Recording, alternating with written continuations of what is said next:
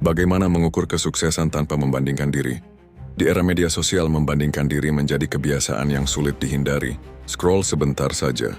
Kita melihat teman seangkatan sudah punya rumah, menikah, liburan ke luar negeri, bahkan punya bisnis sendiri. Di sisi lain, kita masih merasa tertinggal, belum stabil, masih bingung arah, atau bahkan masih berjuang untuk sekadar bertahan. Dan disinilah pertanyaannya muncul. Bagaimana kita tahu bahwa kita sedang sukses jika patokan kita adalah hidup orang lain? Selama ini, banyak dari kita tanpa sadar menjadikan pencapaian orang lain sebagai standar. Kita merasa bahagia hanya jika sudah lebih dari mereka. Kita merasa gagal hanya karena belum setara dengan mereka. Padahal hidup itu bukan perlombaan, dan kesuksesan tidak pernah punya definisi tunggal. Sukses bukan sekadar jabatan, jumlah uang di rekening, atau jumlah followers. Sukses adalah soal makna. Soal seberapa jauh kita hidup sesuai dengan nilai-nilai yang kita yakini. Psikologi menyebut ini sebagai subjective well-being, kesejahteraan yang berasal dari dalam diri, bukan dari perbandingan sosial.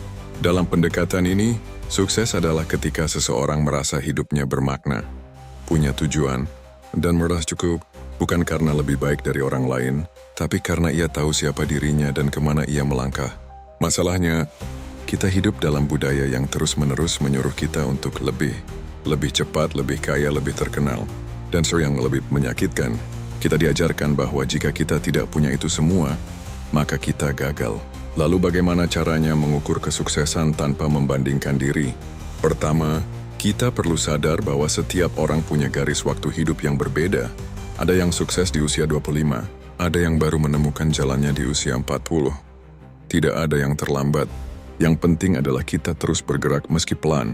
Kedua, mulai ukur sukses dari proses, bukan hanya hasil. Apakah kamu berkembang sebagai pribadi? Apakah kamu lebih sabar dari dulu? Lebih bijak mengambil keputusan? Lebih mengenal dirimu sendiri? Itulah kesuksesan yang sering tidak terlihat di Instagram, tapi jauh lebih bermakna dalam kehidupan nyata. Ketiga, kenali nilai hidupmu. Apa yang benar-benar penting bagimu? Apakah itu keluarga, kesehatan, kedamaian batin, pendidikan? Jika kamu hidup selaras dengan nilai-nilai itu, maka kamu sudah sukses, bahkan jika orang lain tidak melihatnya.